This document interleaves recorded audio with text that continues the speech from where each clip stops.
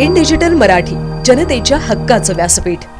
Ulhasnagar camp number 4 येथील central park हॉटेलजवळ महापालिकेच्या CC पॅकेजचे काम ठेकेदार विशाल माखीजा यांच्याकडून सुरू होते। विशाल माखीजा बुधवारी घटनास्थळी असताना काही तरुणांनी येऊन हे काम कोणी सुरू केले आहे अशी विचारणा केली व दगडफेक सुरू केली। या घटनेत विशाल माखीजा हा गंभीर जखमी झाला आहे। त्याच्यावर सेंट्रल हॉस्पिटलमध्ये उपचार सुरू आहेत। या प्रकरणी माहिती मिळताच पोलिसांनी तपास सुरू केलाय।